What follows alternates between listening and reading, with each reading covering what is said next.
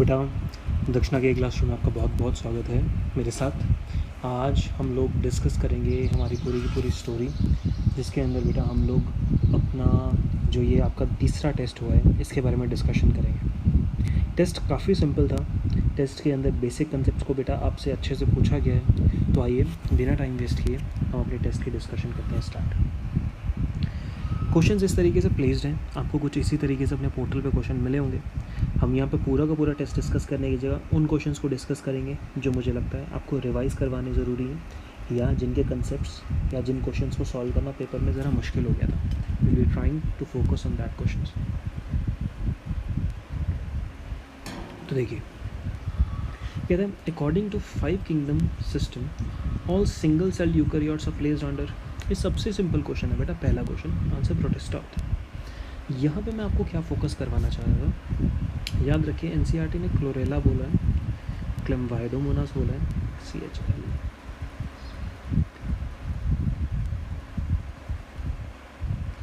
जो ये होते हैं ना बेटा, इनको एनसीईआरटी ने पढ़ाया एल्गी के अंदर है, बट ये सब कैसे कैसे हैं, ये प्रोटिस्टा के अंदर आएंगे।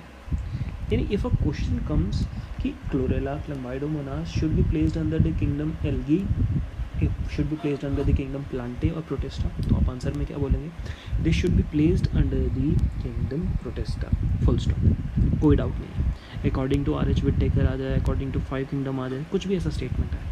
बट इनकी पढ़ाई एनसीईआरटी ने एल्गी के अंदर कराई है, क्योंकि इनके फीचर्स एल्गी से मिलते जुलते हैं, क्योंकि इनके फीचर्स एल्गी जैसे हैं इसलिए उसमें पढ़ाया गया।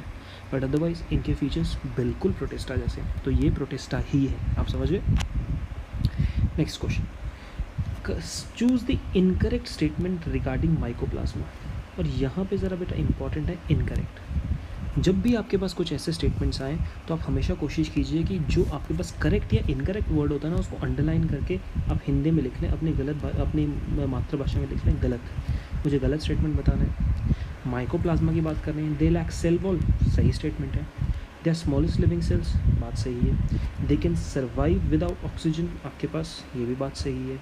सर्वाइव विदाउट, कर सकते। They have mesosome for respiration, नहीं बेटा, इनके पास मीजोजोम फॉर रेस्पिरेशन नहीं होता है। अब तुम बोलोगे सर मॉडेरेंस हैं, मीजोजोम तो होगा, नहीं बेटा, माने इनके पास मीजोजोम्स नहीं होता है। तो कुछ लोग बोलेंगे सर स्मॉलेस्ट लिविंग सेल में तो वायरस आ जाएंगे। No, virus is not a living cell, hence इस स्टेटमेंट में वायरस के लिए हम नहीं सोच सकते। डाउट सॉल्व हो गया, आगे बढ़ते हैं। नेक्स्ट देखते हैं, choose the correct set of bacterial disease. मुझे बैक्टीरियल डिसीज़ देखनी है, तो इसका आंसर है बेटा कोलेरा, टाइफॉइड, टेटनस, ये तीनों बैक्टीरिया का करता है। विब्रियो कोलेरी, एक सेकेंड, स्पेलिंग इसका ठीक लिख देते हैं, विब्रियो कोलेरी। टाइफॉइड करता है साल्मोनेला टाइफी। टेटनस कौन कॉज करता है, क्लॉस्ट्रीडियम टेटनाई। और याद रखना साइंटिफिक नेम जब हम अपने हाथ से लिखते हैं तो इनको इस तरीके से करते हैं, और जब आप जेनेरिक जीनस का नेम रखते हैं तो पहला पॉइंट आपके पास कैसा होता है, कैप्स में होता है। अब अपने पास मम्स वायरल डिसीज़ है, cholera bacterial, dengue viral disease, ये नहीं हो सकता था। वायरस बैक्टीरिया वायरस नहीं हो सकता है, वायरस बैक्टीरिया वायरस, तो आंसर अपने पास 4 बनता है। नेक्स्ट क्वेश्चन देखते हैं।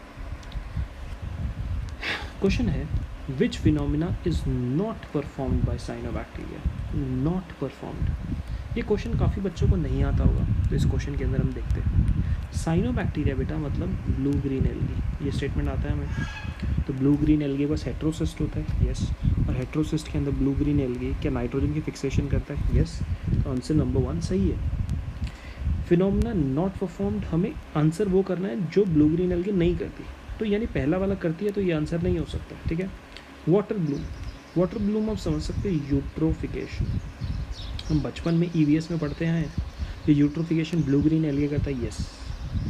गॉडी-कॉब्स इफेक्ट, ये गॉडी-कॉब्स इफेक्ट बेटा आपको रेड एल्गी में पढ़ाया था, but gaudy-Cobbs effect red algae के साथ साथ ब्लू ग्रीन एल्गी भी करता है, और इस स्टेटमेंट को आप अपने मोनेरा के अंदर लिख लीजिए स्टार लगा के, red algae and basically this blue green algae can perform gaudy-Cobbs effect. Gaudy-Cobbs effect क्या होता है, अगर पानी में अलग अलग कॉन्सेंट्रेशन पे आपके पास अलग अलग डेप्थ पे ये वाला ऑर्गेनिज्म मिलेगा, या फिर मुझे ऐसा कह देना चाहिए कि जैसे जैसे मीडियम की कंडीशंस चेंज होती हैं, ये वाला जो ऑर्गेनिज्म है अपने फोटोसिंथेटिक पिगमेंट्स जो होते हैं उनको बदल लेता है, उनका कलर बदल लेता है, जिस वजह से उस ऑर्गेनिज्म का कलर अलग होता है।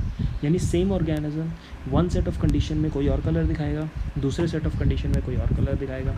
जैसे हम रेड एल्गी में देखते हैं, अगर वो पानी की डेप्थ में होंगी तो वो कोई और कलर दिखाता है, और अगर ऊपर पानी के सरफेस पे होगा तो कोई और कलर। सेम काम ये करता है हमारा ब्लू ग्रीन एल्गी, इसलिए ये कॉडिकॉफ इफेक्ट भी दिखाता है। बस ये बोल्टिंग इफेक्ट नहीं करता। क्या होता है बोल्टिंग इफेक्ट? बेटा ये वाला इफेक्ट आप प्लांट ग्रोथ एंड हार्मोन्स में पढ़ेंगे। बोल्टिंग इफेक्ट में मैं सिंपल सी बात कहूँ, ये एक प्रोसेस होता है ऑफ इंटर नोड इलोंगेशन। ये अभी तक आपने नहीं पढ़ा, इसका सिग्निफिकेंस नहीं पढ़ा, तो ये आंसर हमें मतलब ये साइनोबैक्टीरिया नहीं करता है। पहली बात, साइनोबैक्टीरिया में इंटरनोड कुछ होता है क्या? साइनोबैक्टीरिया में नोड इंटरनोड तो नहीं होते, क्योंकि साइनोबैक्टीरिया तो प्लांट है ही नहीं, तो इसलिए आपके पास आंसर नंबर 4 नहीं हो सकता है। ये हमारा आंसर निकल जाता है, मतलब it is answer number 4 cyanobacteria के लिए नहीं लगता है, इसलिए ये आंसर है। Next, which of the following character is similar in cyanobacteria and green plants? और ये स्टेटमेंट हमेशा याद रखना, जो आपके पास क्लोरोफिल ए होता है, ये हमारे पास बहुत ज़्यादा इंपॉर्टेंट, ये एक ऐसी चीज़ है जो छोटे से लेकर कॉम्प्लेक्स ऑर्गेनिज्म सब के अंदर कॉमन होता है, क्लोरोफिल ए। नेफ जीन क्या होता है बेटा? ये नाइट्रोजन फिक्सेशन जीन्स होते हैं। नाइट्रोजन फिक्सेशन जीन्स प्लांट के अंदर नहीं मिलते, याद रखिएगा। They are not found in the plants, they are only found in the bacteria. Okay, cell wall bacteria की अलग होती है, ग्रीन प्लांट्स की अलग होती है। आगे बढ़ते हैं, चूज़ द करेक्ट और देखते हैं हमारा next question. What will you look to identify the sex of the following? Female में female ascaris sharply curved posterior end, no, यहाँ पे ये नहीं मिलता, ये शार्पली कर्व्ड अपने को एंडिंग मिलता है मेल्स के अंदर। मेल फ्रॉग, इसमें से हमारे पास कौन सा वाला स्टेटमेंट सही है? Male frog has copulatory pad on the first digit of the hind thumb, नहीं बेटा, हाइंड की जगह ये 4 लिम्ब में होता है, हाइंड लिम्ब में नहीं होता, यहाँ पे ये मेल्स में होता है। फीमेल कॉकरोच के पास एनल सर्काई, नो, हम लोग एनल स्टाइल्स की मदद से डिटरमाइन करते हैं सेक्स को, और ये कहाँ पे मिलते हैं? मेल्स में मिलते हैं।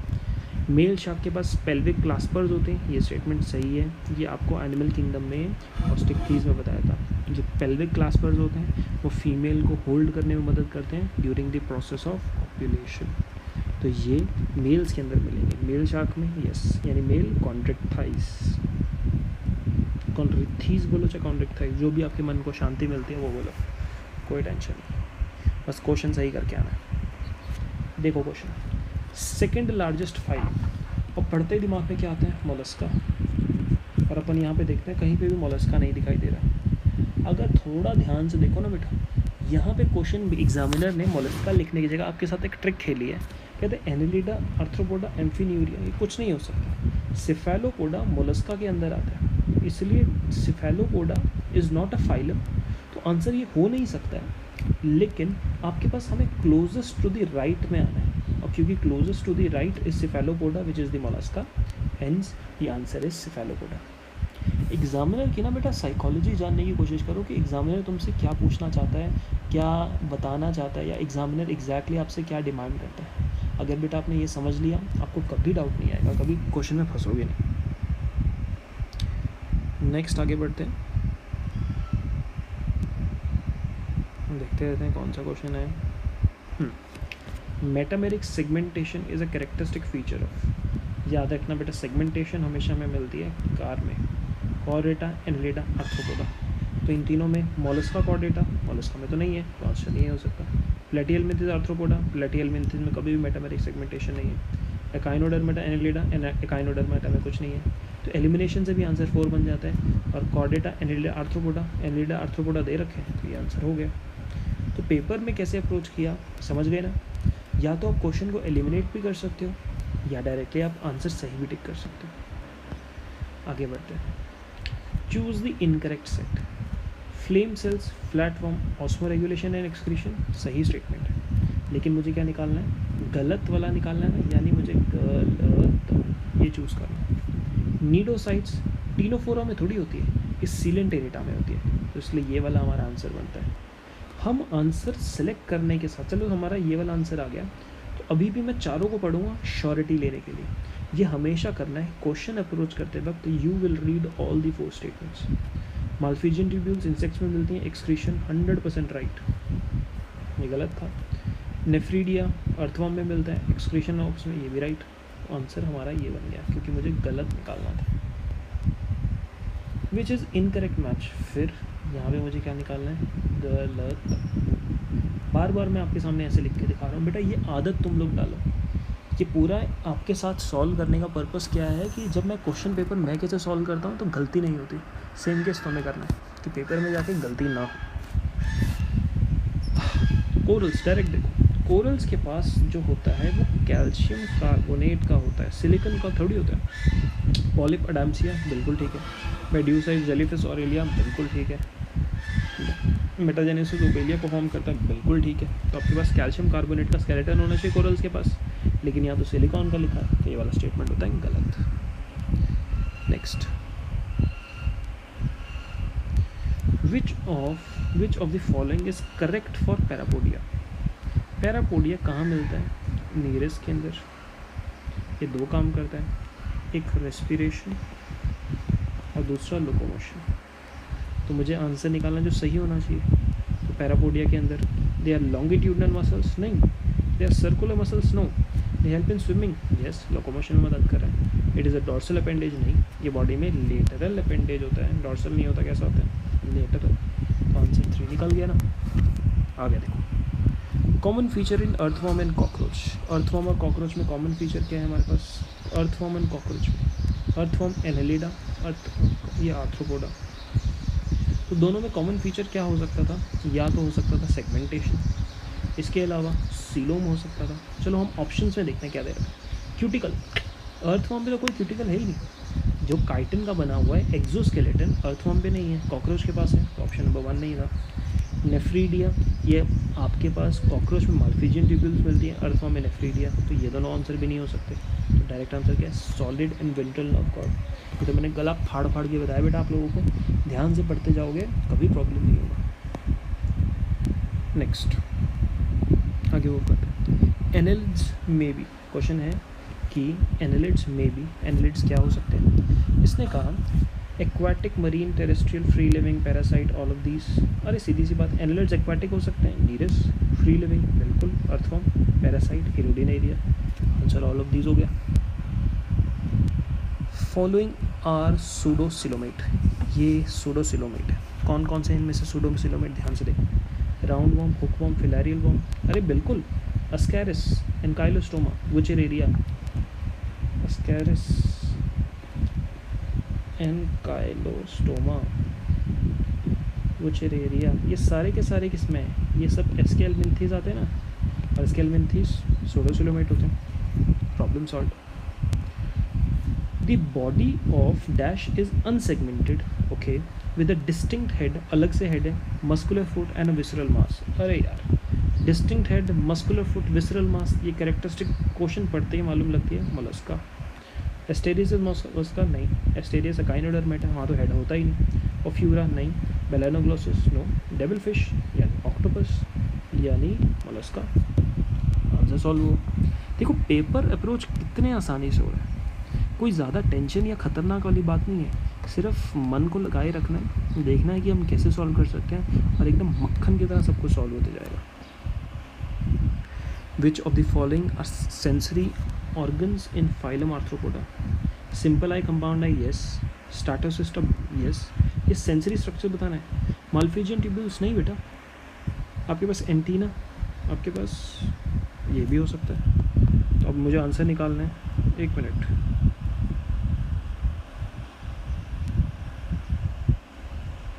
क्वेश्चन गलत दे दिया गया आपको शायद। Which of the following are sensory organs in both 1 and 2, ये स्टेटमेंट सही बनता है। किंग क्रैब, लोकस्टा, ये पता नहीं कि ऑप्शंस डाल दिए गए हैं। ऑल एक्सेप्ट 4, नहीं, ये भी रॉन्ग आंसर है। मतलब आपको क्वेश्चन गलत दिया गया तब भी आप क्वेश्चन का आंसर निकाल सकते थे। 1 and 2 है बोथ, इन्होंने कभी तो नहीं लिखा ओनली 1 and 2 लिखा होता तो बेटा तब भी वो गलत हो जाता। 1 and 2 है और 4 भी है, बस 3 हमारे पास नहीं था, तो आंसर ठीक है। आगे बढ़ते हैं। सब क्वेश्चन जो निकलते जा रहे हैं बहुत आसान थे बेटा। Find the odd example, simple सी बात। ये वाला क्वेश्चन मैंने पढ़ाते वक्त भी बोला था आपको, और देखो सेम का सेम क्वेश्चन पेपर में उठ के आ गया। क्वेश्चन जब हम लोग सॉल्व करते हैं तो ऐसे वाले क्वेश्चन जो हमें कंफ्यूज कर सकते हैं वो डेफिनेटली गारंटीड रूप से आएंगे, पक्का आएंगे। तो अभी अपने को देखना है कि वो क्वेश्चंस आ रहे हैं कि नहीं आ रहे हैं। अब यहाँ पे ज़रा ध्यान से देखो। Odd example, sea lily, sea fan, sea cucumber, sea urchin, ये सब अकाइनोडर्मेटा है। ये है अपने पास गॉर्गोनिया, और ये होता है सीलेंटेरेटा। आंसर निकला ना, इसलिए ये ऑड वन आउट है। इन क्वेश्चंस को जितने भी सी करके हैं, सी कुकुम्बर, सी अर्चिन, इन सब के कॉमन नेम, इनके साइंटिफिक नेम, इनकी फाइलम्स, ये एकदम मुँह ज़बानी रटे हुए होने चाहिए। बहुत ज़रूरी है बेटा अपने लिए। यहाँ तक डन, आगे बढ़ो।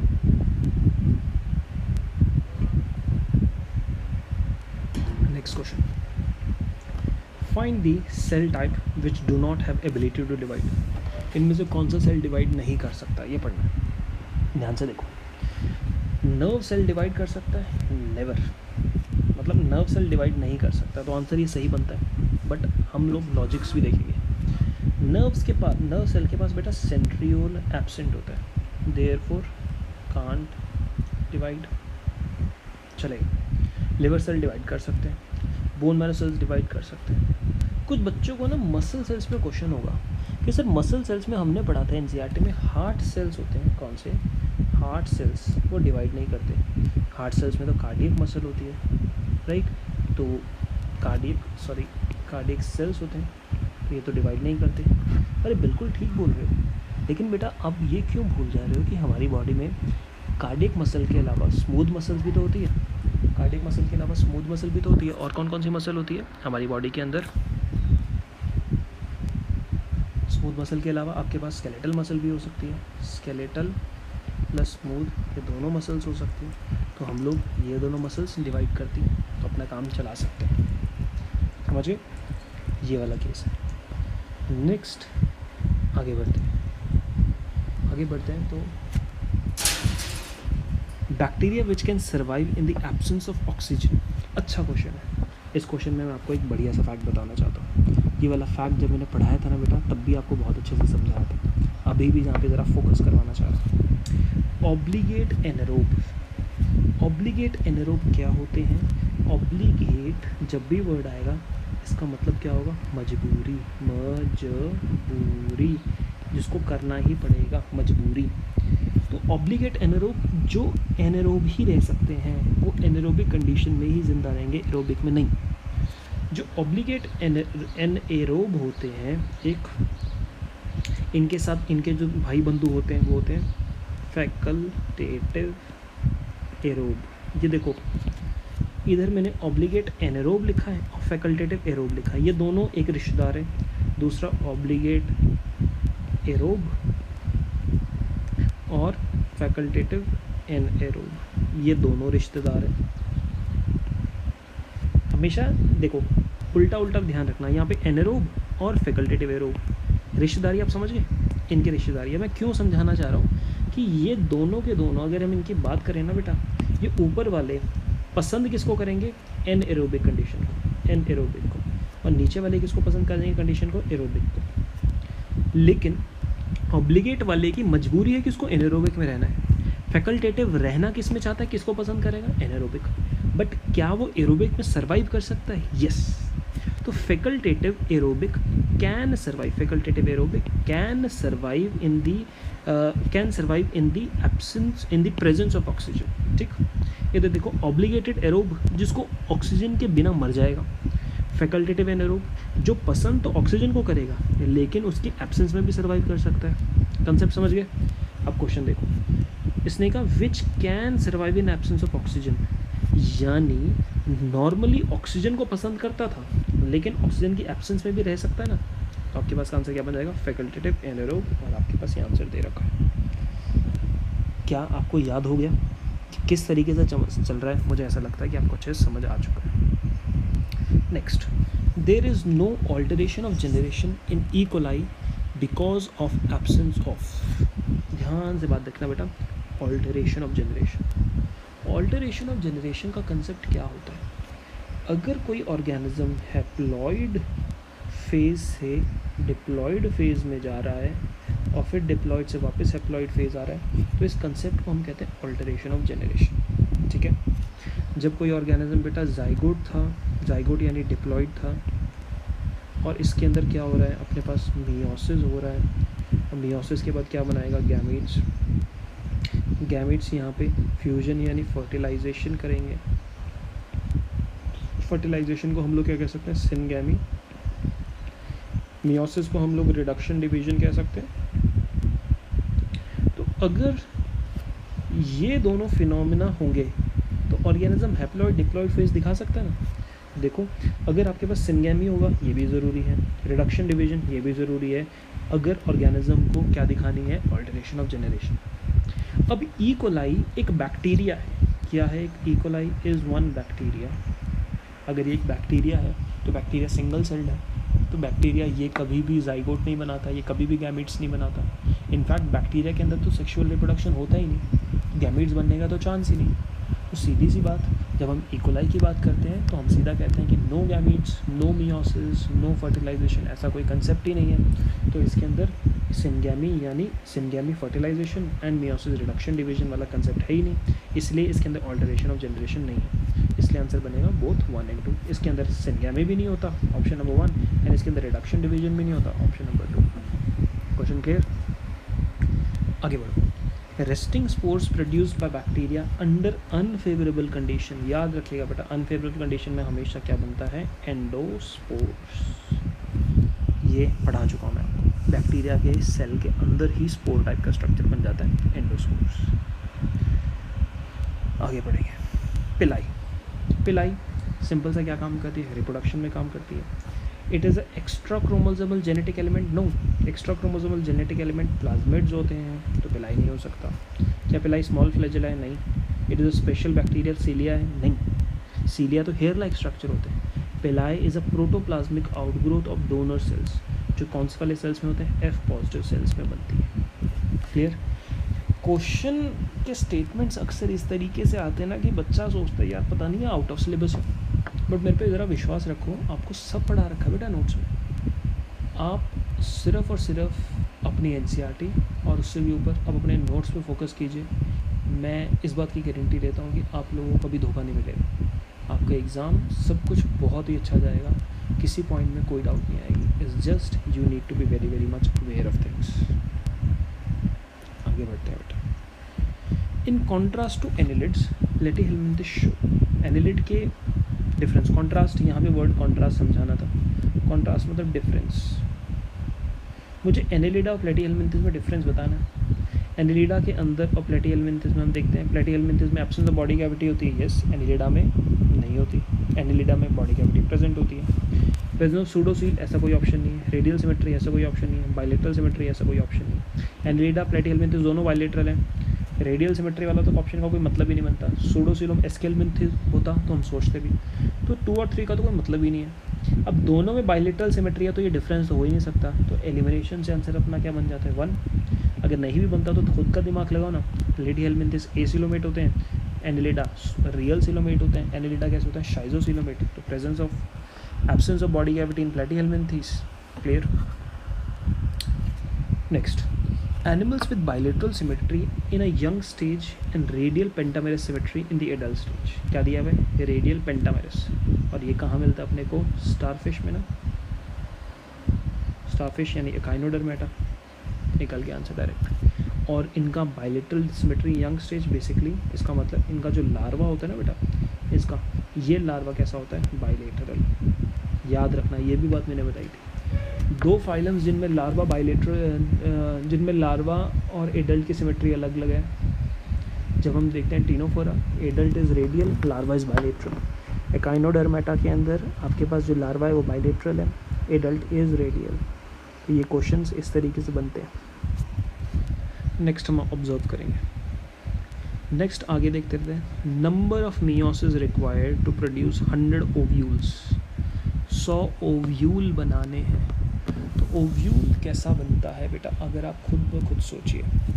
100 ओव्यूल आपको एंजियोस्पर्म में बनाने हैं, तो याद रखिएगा यहाँ पे इफेक्टिवली वर्ड ओव्यूल की जगह होना चाहिए था। चलो ओव्यूल भी वर्ड है तो अपने को कोई टेंशन नहीं है।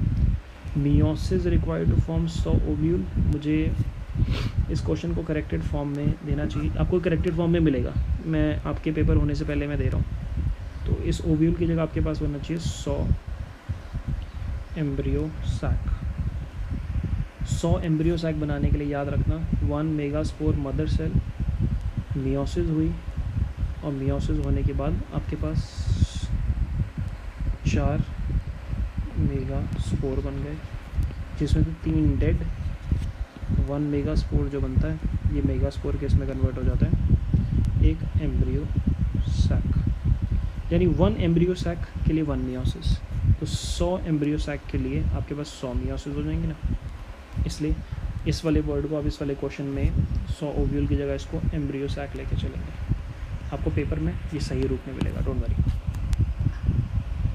Next, during G2 phase of a diploid cell, during G2 phase a diploid cell contains the amount of DNA equal to, देखो बेटा G2 phase में एक डिप्लॉयड सेल में कितना DNA होता है ये देखना।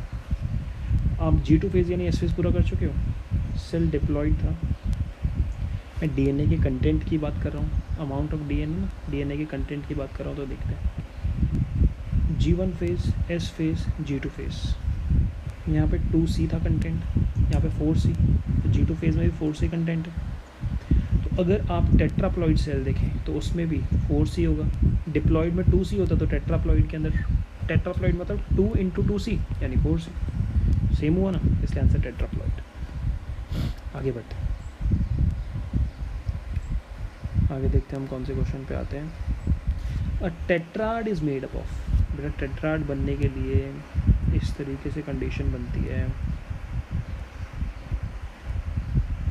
इट इज़ 2 होमोलोगस क्रोमोसोम, बिल्कुल फर्स्ट होमोलोगस क्रोमोसोम, जिनको मैं इनको अलग अलग कलर से बनाता हूँ तो आपकी मन की दुविधा दूर हो जाएगी। ये 2 अलग अलग होमोलोगस क्रोमोसोम है, yes, with each contains 2 chromatids, इसके अंदर एक क्रोमैटिड ये, एक क्रोमैटिड ये, इसमें एक क्रोमैटिड ये, एक क्रोमैटिड ये, तो आंसर बनाना डायरेक्ट। क्वेश्चन कितने सिंपल थे, कितनी बार मैंने आपको टेट्राड और बाइवेलेंट के बीच में डिफरेंस भी बताया है। बेटा ये क्वेश्चंस कैसे आते हैं, मुझे ऐसा लगता है कि आपको अच्छी तरह समझ आ गया, ठीक है। फिर आगे बढ़ते हैं, और आगे बढ़ते हुए नेक्स्ट वाला क्वेश्चन, ये क्वेश्चन बेटा डायरेक्ट NCERT बेस्ड है, मैं आपको पहले भी बता चुका हूँ और अभी भी ज़रा आपका दिमाग यहाँ पे स्ट्रेस यहाँ पे करना चाहता हूँ इस फैक्ट पे, आप जब भी पढ़ाई करेंगे अपनी NCERT से तो NCERT के हर एक डायग्राम की हर एक लेबलिंग पे फोकस करेंगे, क्योंकि क्वेश्चंस डायरेक्ट ऐसे आते हैं। सैटेलाइट्स, सेंट्रोमियर, आपके पास शॉर्ट आर्म, लॉन्ग आर्म, जो शॉर्ट आर्म होती है, अगर अपने पास C इज़ शॉर्ट आर्म, तो शॉर्ट आर्म का नाम होता है पिटेट, और D उसको कहते हैं Q आर्म, इसको P आर्म कहते हैं और इसको Q आर्म, ठीक है। नेक्स्ट क्वेश्चन देखो, बड़ा इंटेलिजेंट है, बड़ा अच्छा क्वेश्चन। ट्राइग्लिसराइड मेटाबॉलिज्म, यानी सिंपल बात fat metabolism, to convert fat into carbohydrate, हमें किसको फैट को कार्बोहाइड्रेट में कन्वर्ट करना है, कुछ दिमाग में चमक रहा होगा, मैंने आपको अलग से बताया था, फैट को कार्बोहाइड्रेट में is help by glyoxylate cycle, okay. The organelle responsible for this is, बेटा ग्लाइऑक्सिजोम में ही होगा ना ये सुनो, ग्लाइऑक्सिलेट साइकिल ग्लाइऑक्सिजोम, और ग्लाइऑक्सिजोम कौन सी किस चीज़ की सीड में, कौन सी सीड में मिलेंगे, हमें फैट को कार्बोहाइड्रेट के अंदर कन्वर्ट करना है। तो आपके पास राइस में ऑलरेडी खूब सारे कार्बोहाइड्रेट हैं, व्हीट सीड्स में बहुत सारे कार्बोहाइड्रेट हैं, तो more than one option correct नहीं हो सकता। कैस्टर सीड्स के अंदर जो एंडोस्पर्म होता है, यानी उसके अंदर जो फूड स्टोर्ड होता है, वो किस चीज़ का बना होता है, फैट का बना होता है, यानी ऑयल का बना होता है। तो इसलिए आंसर आपके पास बना ये वाला। क्वेश्चन डायरेक्ट कभी आपसे नहीं पूछेगा, इनडायरेक्ट क्वेश्चन आपसे जब पूछेगा तो आपको अपने दिमाग का इस्तेमाल करना है खूब सारा, और आप एग्जामिनर को हरा पाएंगे। The rRNA of ATS ribosome are, बेटा ये तो मैं कहूँगा कि अगर किसी बच्चे ने रट लिया तो वो पेपर में ऐसे वाले क्वेश्चन में कभी गलती नहीं करेगा, इसको तो बहुत ज़रूरी है बेटा ये याद करना। नेक्स्ट आगे बढ़ते हैं. If a haploid number for a species is 3, then each dividing diploid cell during mitosis will have how many chromatids and anaphase. Question ना एक सेंटेंस का लेकिन काफ़ी कॉम्प्लेक्स है. क्या कहते हैं क्वेश्चन, हम दोबारा पढ़ेंगे. आधा तोड़ के क्वेश्चन देखेंगे. If a haploid number for a species is 3, stop. Haploid number किसी स्पीशीज़ के लिए कितना है, n is equal to 3. Then each dividing diploid cell during mitosis, यानी नॉर्मल सेल उसका डिप्लॉइड है 2n, will have how many chromatids at anaphase. हमें क्या निकालना है, chromatids at anaphase. Cell normally कैसे diploid, each dividing diploid cell बोल रखा है. तो हम G1 phase, S phase, G2 phase, prophase, metaphase, anaphase लिख डालेंगे. G1 फेज के अंदर 2n था, S फेज के अंदर बेटा ये 2n था. याद रखना S फेज में बाइवेलेंट होते हैं. G2 फेज के अंदर भी 2n, प्रो फेज में भी 2n, मेटा फेज में भी 2n. लेकिन मेटा फेज के बाद जब एना फेज में जाता है तो ये वाला इस तरीके से ब्रेक डाउन हो जाता है, टूट जाता है. इसलिए एना फेज में जाके क्या हो जाएगा, 4n. तो अब आपके पास समझ गए 4n वैल्यू आनी चाहिए थी. n की वैल्यू यहाँ पे कितनी दी गई थी हमें, 3. तो 4n मतलब 4 × 3 इज इक्वल टू 12. आपके पास आंसर बन गया 12. समझ गए.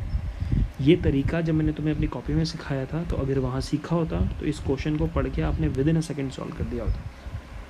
इसलिए लेक्चर्स पे ध्यान दिया करो. आगे बढ़ते हैं. क्या कोई और क्वेश्चन है जो आपके साथ डिस्कस करने लायक है, देखते हैं. Yes. Best material for study of meiosis या माइटोसिस नहीं लिखा है. ध्यान से, बहुत बच्चे ने ना एनसीईआरटी को पढ़ के कि एनसीईआरटी में माइटोसिस दिया हुआ था और उन्हें रूट टिप लगा दिया हुआ अनियन का. बेटा मियोसिस दिया हुआ है. अनियन के रूट टिप में तो माइटोसिस होती है. अगर मुझे मियोसिस देखना है तो मियोसिस के लिए कोई ऐसा सेल देखना पड़ेगा ना जहाँ मियोसिस हो रही है. तो pollen mother cell of anther, pollen mother cell meiosis करके पॉलन ग्रेन बनाता है. यहाँ पे भी मियोसिस हो रहा है. ग्रास ऑपर के टेस्टीज में भी स्पर्म्स बनते हैं तो मियोसिस हो रहा है. तो आंसर 2 and 3 बोथ. देखो क्वेश्चन में ट्रिक थी और कितनी सिंपल ट्रिक थी. फंस गए तो गलत, अगर बच गए तो +4. यही स्मार्टनेस होती है हमें जो पेपर में दिखानी होती है. इसके साथ साथ कोई और question, I don't think so. तो बेटा इसके साथ साथ आपकी पूरी की पूरी डिस्कशन फिनिश होती है. मुझे उम्मीद है डिस्कशन का पूरा भरपूर फ़ायदा आप लोग उठाए होंगे, आपको अच्छे से समझ आया होगा. कोई डाउट्स वगैरह होंगी तो will take with in the doubt session और you can ask on Telegram. तो इसके साथ साथ बेटा थैंक यू, टेक केयर.